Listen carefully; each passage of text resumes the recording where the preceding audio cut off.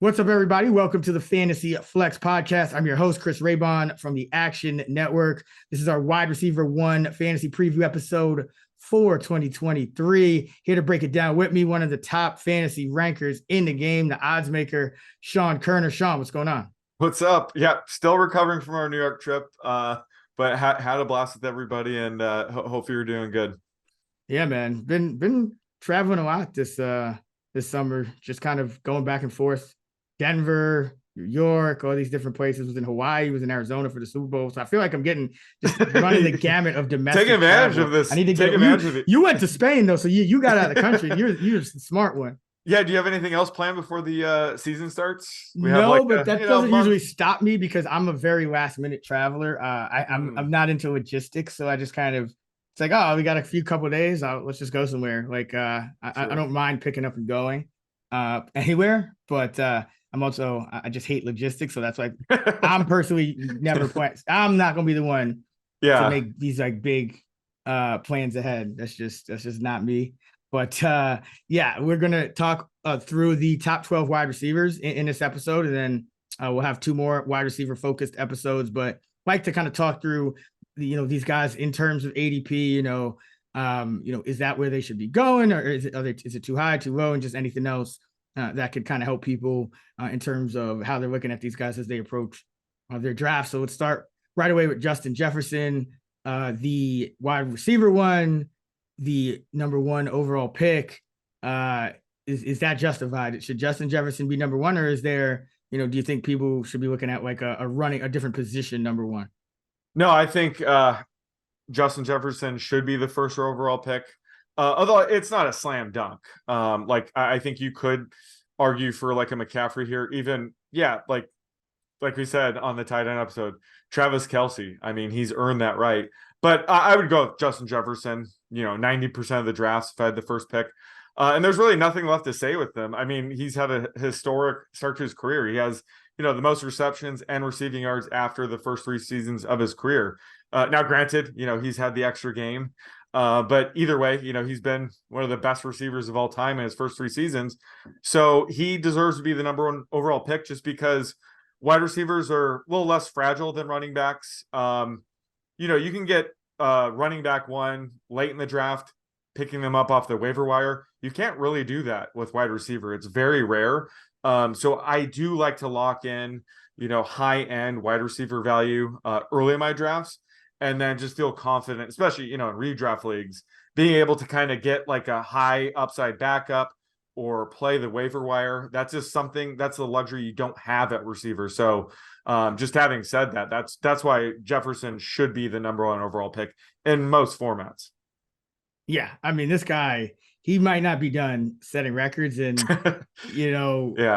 with like Adam Thielen gone, like I know, a lot of people, I know you like Jordan Addison, but there's still a chance that just more falls on the plate of Justin Jefferson. So with the way receiver is, it kind of sets up this year. I see a drop off earlier in that, as you're kind of going wide receiver 2 to wide receiver 3, there's just there's a lot of guys that could also fall out of that range. And then there's, I would say, a big drop off, once you get outside that wide receiver 3, like it's hard to get 4 quality wide receivers on your team. So I think if you do draft Justin Jefferson first overall, you're in good position to do so. And I personally feel a lot more comfortable waiting at a position like running back or getting just, one running back in the first 5-6 rounds. I like the value at running back 2 and running back 3 this year a lot more than I like it, as we go down the board at wide receiver. So I think, that extends to the top, but beyond that, Justin Jefferson is just an amazing football player. Could he be challenged by a guy like Jamar Chase? Maybe. Cooper Kupp, maybe, but, Kupp is a year older. He's coming off injuries. Chase is amazing too, but Jefferson has been even better. So, Jefferson, for my money, he should be the first pick and he should be the first overall pick because, like you mentioned, wide receiver is just less fragile than running backs. You expect them to miss fewer games, and we've seen that with Justin Jefferson specifically in his career. He's been extremely durable, played every single game in his career that potentially he could have suited up for. So number 2 is Jamar Chase, and I think the question there is, how much of a gap is there between Chase and a guy like Jefferson? And does that invite you to then look at a guy like Kelsey or look at a guy like McCaffrey over Chase? Or do you think Chase should still be that second overall? Yeah, I have Chase as my second overall value, just because when you think about Jamar Chase, the sky is still the limit with him. He's entering year 3, and he's paired with a quarterback who's still entering his prime as well, and Joe Burrow, and one of the better quarterbacks in the game. And these two have already had years of experience in college with each other. So this is still a situation I want to invest in. They did change up Chase's role a bit last year. His ADOT fell 3 yards last season to closer to 9.5. So that allowed him to see more high percentage targets and just help give him a high weekly floor. And he still has that massive upside as well. So I think that's actually helped him out long term. And he's going to make him more consistent. So yeah, if I have the second overall pick and Justin Jefferson is off the board right now, I'm taking Jamar Chase. Yeah, like Chase, I think Cooper Kupp has the upside to finish higher than Chase. Tyreek Hill as well, but yeah, just because I love the talent enough, I think the floor is high enough that you can, because again, you do not want to lose your draft. You can't win your draft in these first few rounds, but you can lose it because all these guys are going to have high ceilings, high medians, high floors for the most part. Maybe maybe you would argue that a guy like Kupp could have a higher floor, but he's coming off an injury, and I still think the ceiling for Chase, I think the floors are all similar enough that the ceiling for Chase, he still hasn't scratched the surface, whereas Kupp probably has. But he is the wide receiver 3, but he is 30 now, so that's I think the difference. Whereas Jamar Chase still entering his prime. It's going to be his age 23 season. It's going to be Kupp's age 30 season. So do he's the wide receiver 3 is Kupp. Do you have him at wide receiver 3? Do you like Tyreek Hill more, or what are you doing with Kupp? Yeah, no, I have Kupp as the wide receiver 3. Last year he had that season-ending ankle injury in week 10, but up to that point he was wide receiver 1 in points per game. So he's still got it. He's going to be 30, so he could start to decline. It'll also be key for Matthew Stafford to stay healthy. But if Stafford's healthy, if Kupp is healthy, he's absolutely still a top 3 receiver. And as you've talked about, the Rams defense should take a huge step back this season. So it's going to force them into more pass-heavy game scripts. So yeah, I love Cooper Kupp. Number 3. He's my number 3 pick overall. I'm still drafting a receiver at number 3. Before drafting running back. So I think he's still valuable. And just, with Matthew Stafford, I think I'm less concerned than other people, just him staying healthy this year. I think last year was kind of fluky. All signs point to him being 100% starting the season. So that's key. Whereas, a guy like Tyreek Hill, we'll talk about that, but there's a little bit more concern about the quarterback situation. But yeah, right now, Cooper Kupp's my wide receiver 3. Yeah, so let's talk about Tyreek Hill. So when you say concerned about the quarterback situation, I'm assuming you're talking about, the health of Tua Tagovailoa, which I mean, it's tough because it seems like if he gets, let's say he gets a concussion this year, what happens? What happens? I don't know, but there's a chance he could miss a handful of games, shut it down for the season. I mean, last year he mentioned that he was contemplating retirement. So that's a huge concern, an unfortunate part of the game, obviously. So I think with that just underlying concern, that hurts Tyreek Hill. It's just more of a clear path to a floor season for Tyreek Hill. If Tua stays healthy, if Tyreek stays healthy, he absolutely has number 1 overall upside. So, it's not a knock on Tyreek Hill at all or Tua. It's just, a legit concern that I have heading into the season. So that's why right now I have Tyreek Hill number 4, just because you mentioned it, just when it comes to the first couple rounds of the draft, you're just kind of avoiding disaster. And if Tua gets a concussion early in the season, I'm very worried, how that'll pan out. And that's a potential scenario that, when you draft Tyreek Hill, you have to be, taking on. Yeah. And listen, I think they got Mike White to be the backup. So which helps. Yeah. Yeah. I don't, but so Tyreek actually averaged about 13 yards per target with Teddy Bridgewater on 24 targets last year. So like the backup, it wasn't the backup to Tua that really hurt Tyreek at any point. It was the backup to the backup. It was when Skylar Thompson, the assistant to the regional manager to the backup quarterback coming here, and Skylar Thompson, and Tyreek only averaged about 5 yards per target with him, and 20 targets there. So I think that that's kind of the issue for for this offense, or for Tyreek Hill in particular. And I don't think that there's not usually a big likelihood that your number 3 quarterback is going to have to, start that many games or appear that much. So I will say that, I know there's some legal issues going on. That might be a bigger risk than anything with him. I mean, he's gotten into, throughout his career, he's kind of gotten into some trouble and done some things that have gotten him in trouble with the law. So that could be an issue. But outside of that, I think he's kind of in a tier by himself. Kupp, I think he has that upside to just be far and away the most targeted receiver in the game still. Tyreek Hill probably not going to be that, and Waddle could still be getting better too. That's another thing to keep in mind. Like last year, Tyreek Hill was targeted, I believe it was 31% of his routes, and then Waddle was in the low 20s, and that could kind of converge a little bit too. So I still think he's so talented. I still think he deserves to be here, but there's just a little more of a floor with him than I think the top 3 guys. Wide receiver 5 is Stefon Diggs, another guy who I think there could be a little bit of a lower floor than people think, because I think this Buffalo offense is going to kind of go to a little bit more of 1-2 personnel, 2 tight ends on the field, might even try to run a little bit more. And we remember Diggs has this like cryptic anger against the coaching staff when he came into camp, and I assume that was when he kind of saw some of the changes in the offense. I'm reading between the lines here. I don't know if that's been confirmed, but it has been confirmed that they do want to do more 1-2. That's why they drafted Kincaid. So with that, I think comes just a different kind of offense. And this Bills team has been very pass heavy over these last couple of years. So just something like that, and because Diggs wasn't even out there every play. He was kind of playing, he would sit about 15 of the pass snaps out, 15% per game.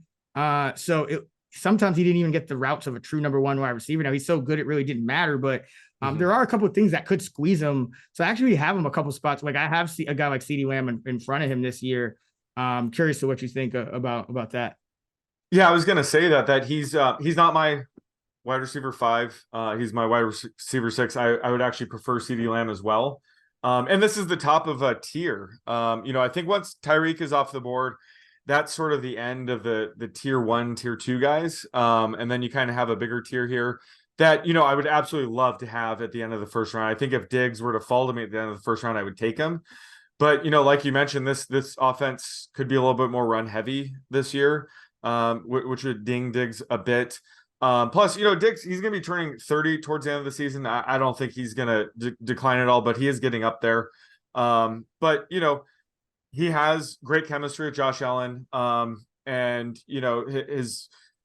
the season ended kind of rough for him. I think that's kind of the frustration heading in the season, just the way it ended, because he had a target rate below 20% in 3 of the final 4 games.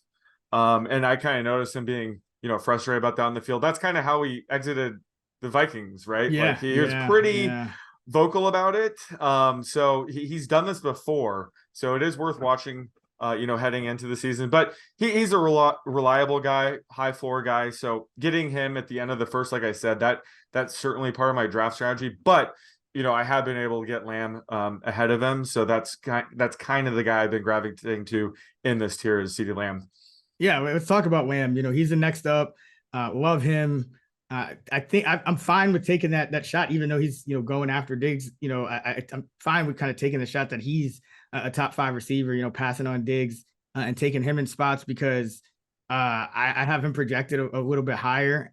Every year of his career, he's jumped about 10 yards per game. 58 as a rookie, 69 year 2, and then 80 yards per game in year 3. And yes, they have Brandon Cooks now, but they do lose Dalton Schultz. Yep. I still think this is going to be a a pass friendly offense. Dak Prescott has always kind of put up the numbers and always found CeeDee Lamb. And, still, I think there's a double-digit touchdown season in his range of outcomes. Still, he had hit 9 last year. So 5 his rookie year, 6 year 2, 9 last year. I mean, the numbers have just been going up across the board. And he's only 20. He's going to be 24. Yeah. Well, I mean, this is his age 24 season. He turned 24 in April, I should say. So he's young enough to where he might not be finished with these, improving. So I love me some CeeDee Lamb this year. Yeah, and like you said, he's entering year 4. He's only 24, coming off his first 100+ reception season. And like I said, heading into last season, it was his first post Amari Cooper season. That was the season we were all waiting for when the Cowboys drafted him in the first round. They already had Amari Cooper, they had Michael Gallup. We always knew it was going to take him a few years to really erupt. And he did, and I don't think he's stopped, or I don't think he's finished yet. I think this year could be even better. So yeah, love getting CeeDee Lamb in this range. Again, getting him like at the end of the first round is like the ideal draft strategy for me this year. Yeah, love him. AJ Brown, he is the wide receiver 7.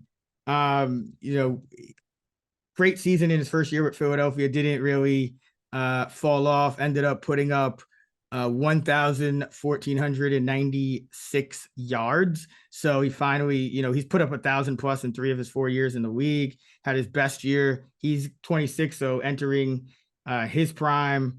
What do you think about AJ Brown here? No, I love AJ Brown. Look, heading into last season, I'll be honest. I said, he was going to unlock Jalen Hurts' ceiling as opposed to his own. I wasn't that high on AJ Brown.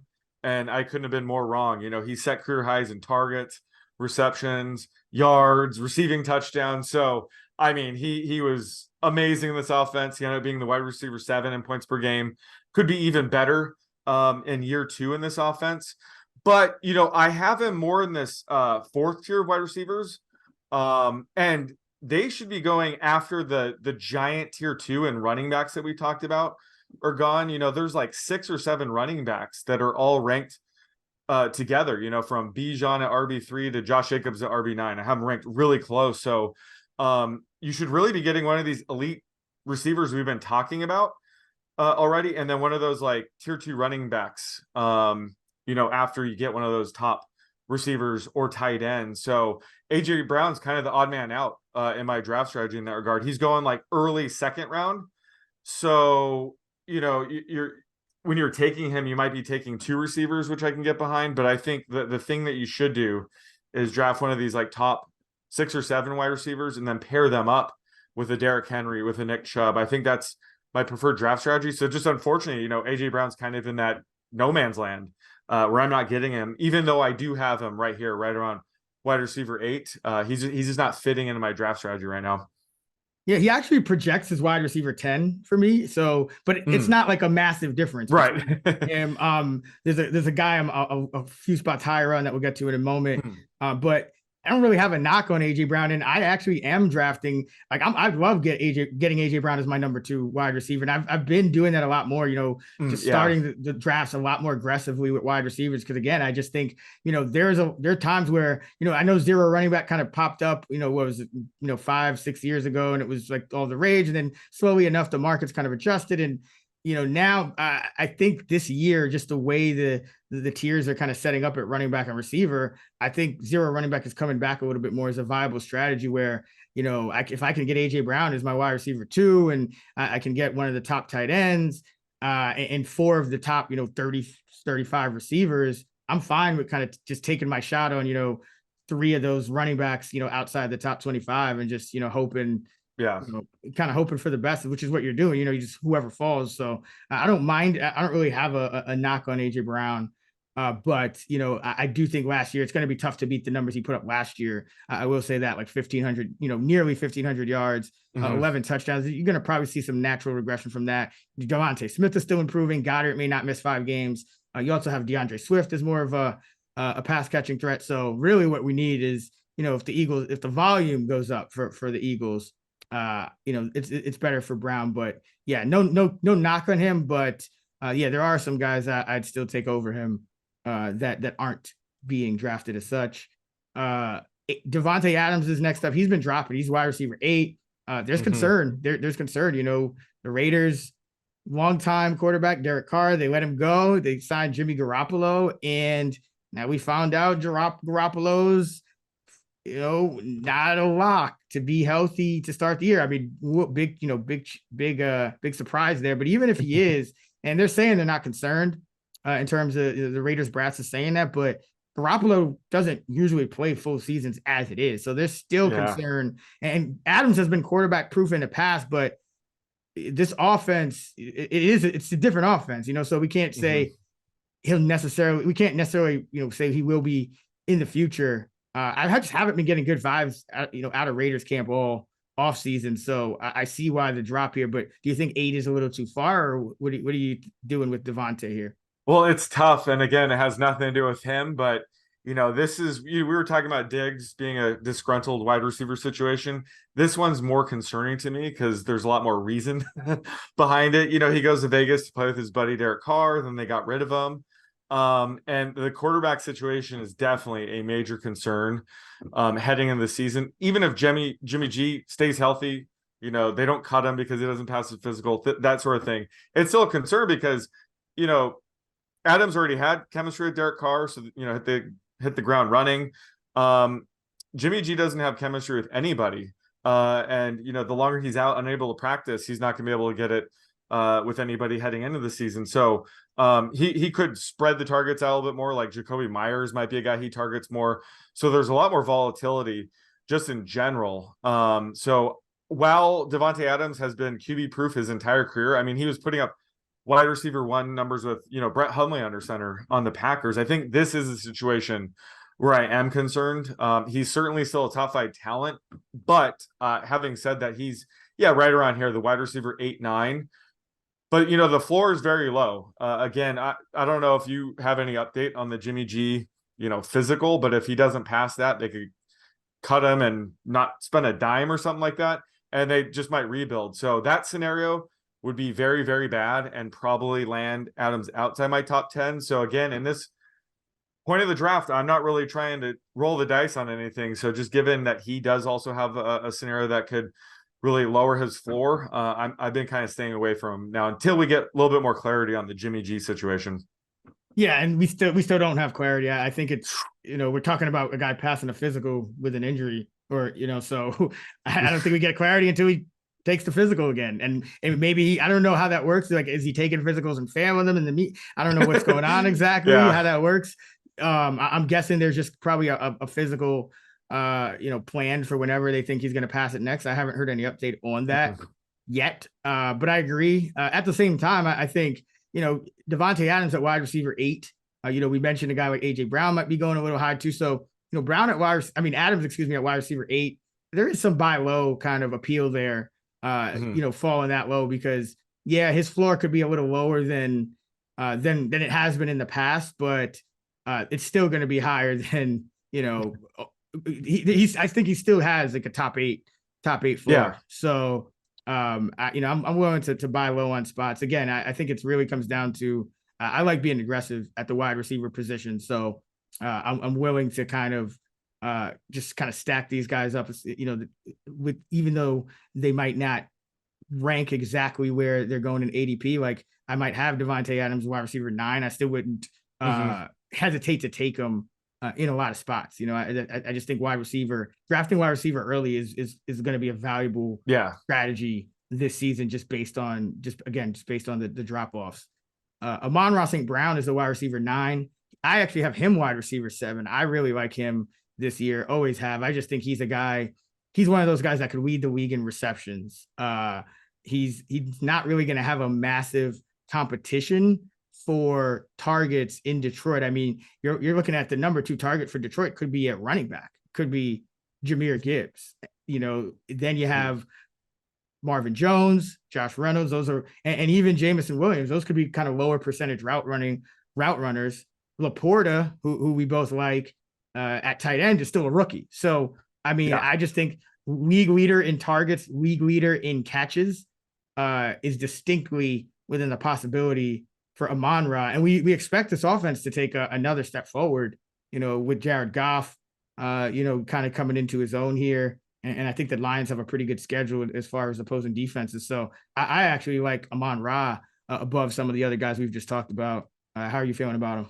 Yeah, he's about as safe as it gets in this range. We have the concerns about Diggs, about Brown to a lesser extent, but Adams certainly. But Brown has a super high floor. You mentioned he saw a target on 30% of his routes, which only trailed Tyreek Hill. And he had a 77% catch rate, which is right around where you expect a guy that sees an ADOT like closer to 6.7. So that's going to make him extremely reliable, maybe at expense of his ceiling. But like you said, he could lead the league in receptions because while I do like Sam Laporta, he is replacing TJ Hawkinson, and he's not quite that level yet. So, I think Amon-Ra could actually see an increase in target share this year. And, Jahmyr Gibbs, he's a legit pass catching back, but he is replacing DeAndre Swift, who saw a high target rate. So it all evens out. And, I think Amon-Ra will only be better this year. So, yeah, even just when it comes to touchdowns, he's not really a guy,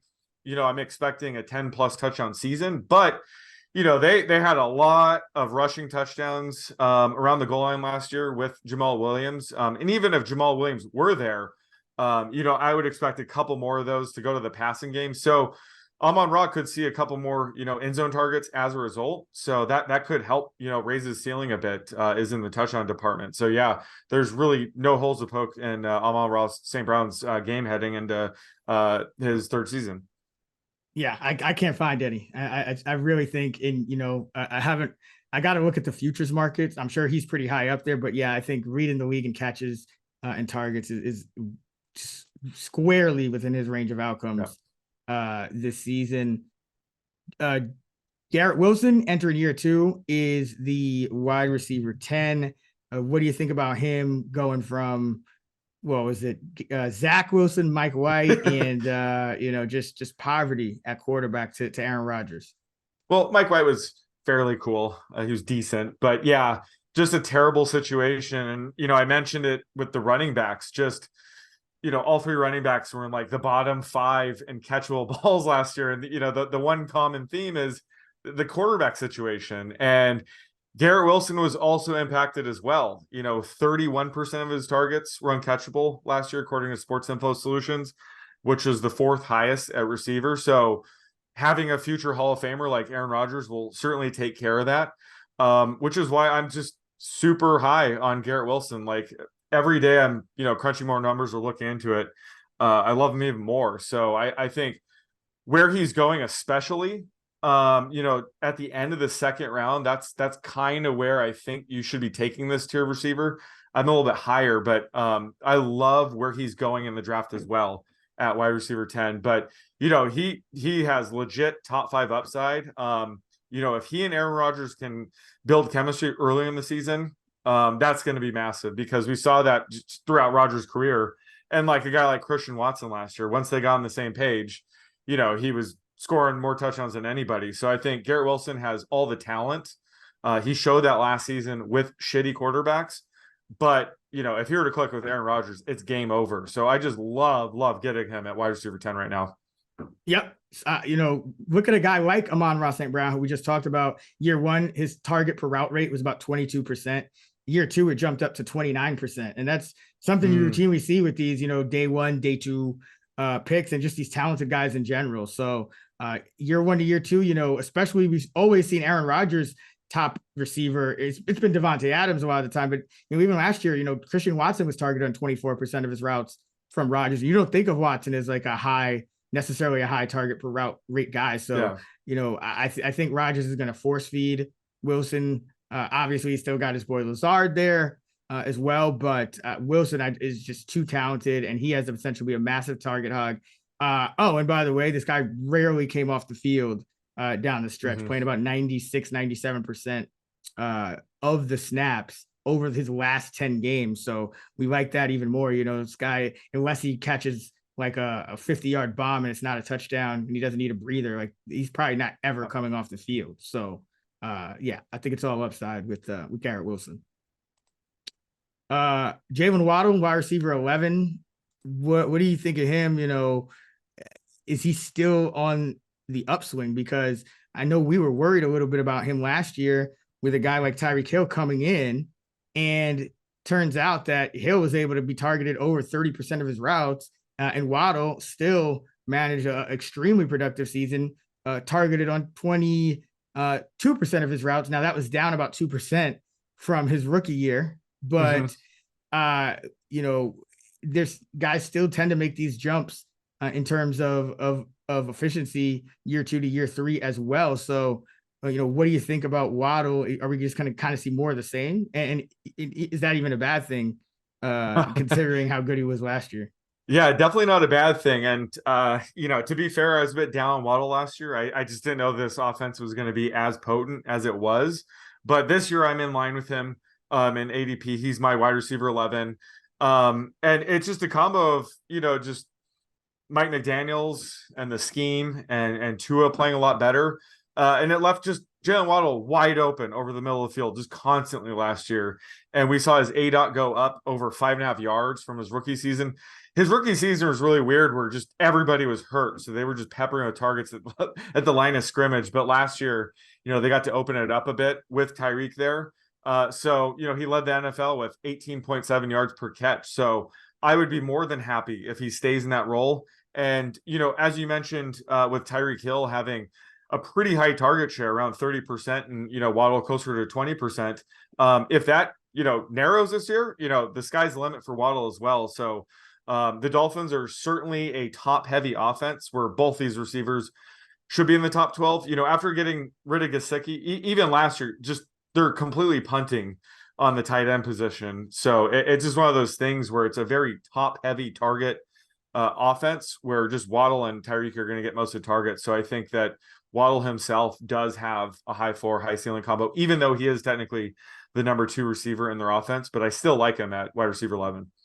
Yeah, I mean the talent there, it's he's at this point, especially given the offense season, he's a poor man's Tyreek Hill at this point. Yep.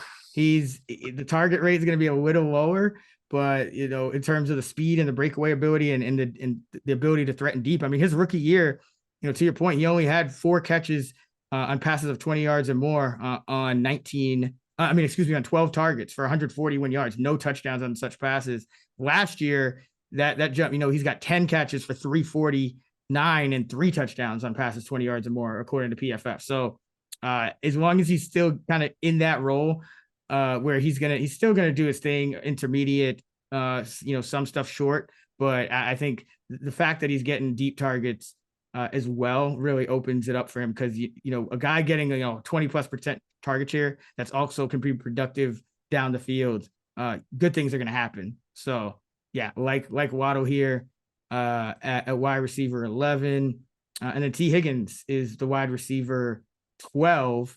What are you seeing with him this year? Well, T Higgins is always my guy.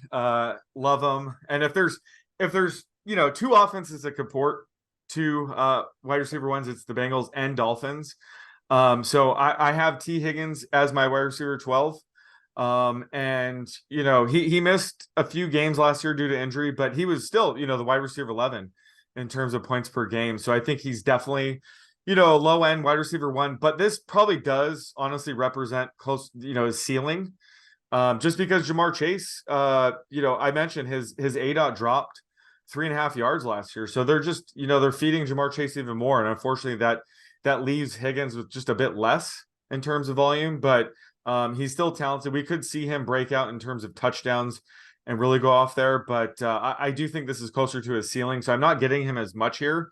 You can get like Olave a few picks later, who I have ranked, similarly. So he's sitting on top of like a 5-way tier here. So while I do have Higgins ranked, wide receiver 12, I just don't get him too much because I typically wait and get a guy similar, the next round. So I'm ranked similar to ADP. I'm just not getting much Higgins, just based on my draft strategy right now. Yeah.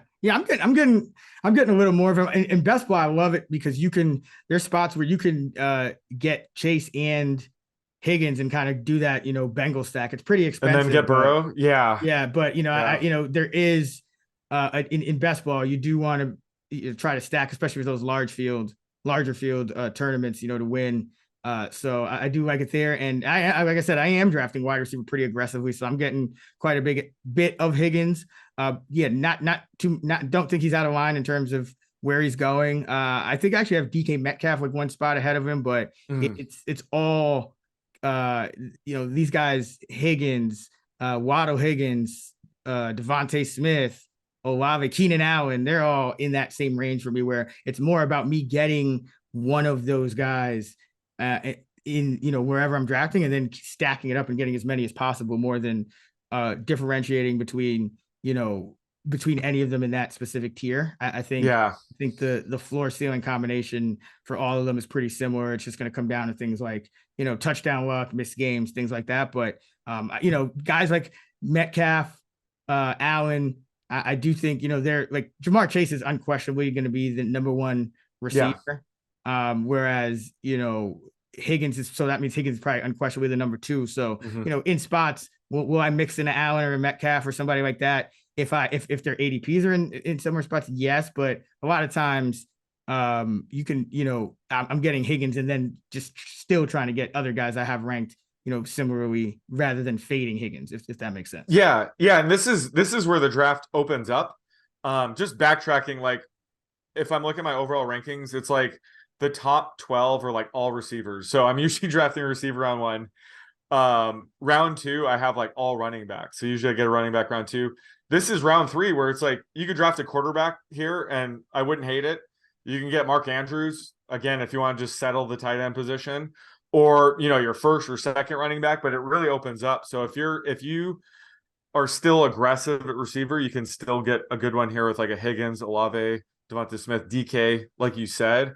So that round three is really where I think the draft opens up, and you can go any direction. And it kind of depends on how you attacked, the first couple rounds. But just the fact that you can get these receivers in round three just shows, how deep it is, but how important it is to lock up receiver early. Like if I get out of round four, I better have two receivers. Like that's my plan. So you just really have to get these guys early, because we'll talk about the next pod, but they go quick and then that's it. And then it's really hard to find value later on and hit home runs, because this position is usually top heavy, and you can't, bank on getting a wide receiver one at the end of the draft or on the waiver wire like you can at, say, like running back or sometimes even tight end. So I think it's just absolutely critical to target wide receiver early and often.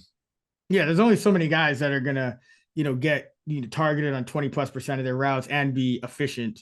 With that, and it kind of drops off quick. If a lot of times if the team's number one wide receiver goes down, the targets just kind of flatten out. Exactly. Whereas at running back, and like I said, even in the running back 2-3 tier, I think there's a lot of flyers you could take that have that RB1 upside. So if I'm getting Higgins as my my wide receiver one, I'm probably disappointed. If I get him as my wide receiver two, I'm thrilled. Yep. So that's going to do it for the top 12 at receiver. We'll be back next week to break down the rest of the wide receivers. We'll do 2 more episodes on that, kind of one on the wide receiver 2 tier, one on the wide receiver 3 and beyond tier. So be sure to check out that. Our running back episodes are already up right here on the Fantasy Flex channel. Also got our tight end episode up as well. And be sure to check our rankings out. They're up right now at actionnetwork.com, our 2023 fantasy rankings. So be sure to check those.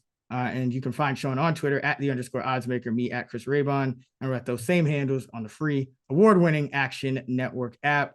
Until next time, let's get this money.